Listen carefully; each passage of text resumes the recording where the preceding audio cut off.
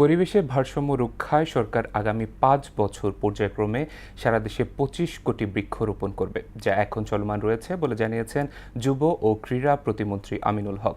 পরিবেশ ও জীববৈচিত্র্য রক্ষায় খাল খনন করে দুই পাশে সৌন্দর্য বর্ধন সহ হাঁটার ব্যবস্থা করা হবে বলেও জানান তিনি।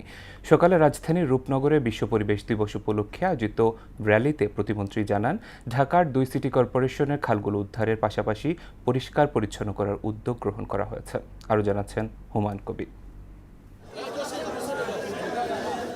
বিশ্ব পরিবেশ দিবস উপলক্ষে জনসচেতনতা বাড়াতে ডিএমপির মিরপুর বিভাগের পুলিশের সমন্বয়ে ইস্টার্ন হাউজিং থেকে শুরু হওয়া বর্ণাঢ্য র্যালিতে অংশ নেন পল্লবী রূপনগর থানা বিএনপি ও অঙ্গ সংগঠনের নেতাকর্মীরা।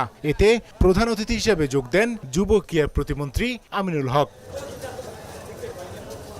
র্যালিটি বিভিন্ন সড়ক প্রদক্ষিণ করে Pallabi Majidul Islam model high school and college মাঠে গিয়ে শেষ হয়। সেখানে গাছের চারা রোপণ করেন প্রতিমন্ত্রী আমিনুল হক। এর আগে রূপনগর সরকারি প্রাথমিক স্কুল মাঠেও নিম গাছের চারা রোপণ করেন তিনি।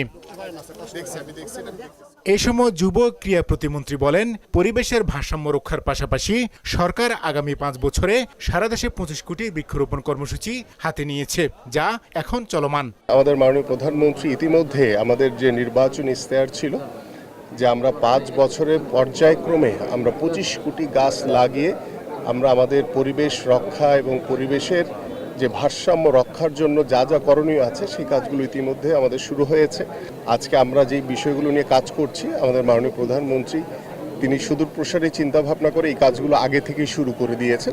জীববৈচিত্র্য রক্ষার পাশাপাশি পানি প্রবাহ সচল রাখতে সরকার খাল খনন কর্মসূচি অব্যাহত রেখেছে। ২ সিটির পক্ষ থেকে রাজধানীর খালগুলো উদ্ধার ও পরিষ্কার পরিচ্ছন্নতার কাজ হাতে নেওয়া হয়েছে বলেও জানান যুব ক্রীড়া প্রতিমন্ত্রী। ঢাকা মহানগরীতে যে খালগুলো রয়েছে সেগুলোকে উদ্ধার করা এবং সেগুলোকে পরিষ্কার পরিচ্ছন্ন করে যাতে দুই পাশে ওয়াকওয়ে তৈরি করে যাতে আমাদের সাধারণ মানুষের জন্য যাতে হাঁটার একটি ব্যবস্থা হয়, একটি সুন্দর পরিবেশ তৈরি করা যায়, সে বিষয়গুলো ইতিমধ্যে কাজ করছে আমাদের। হুমায়ুন কবির, মোহনা সংবাদ, ঢাকা।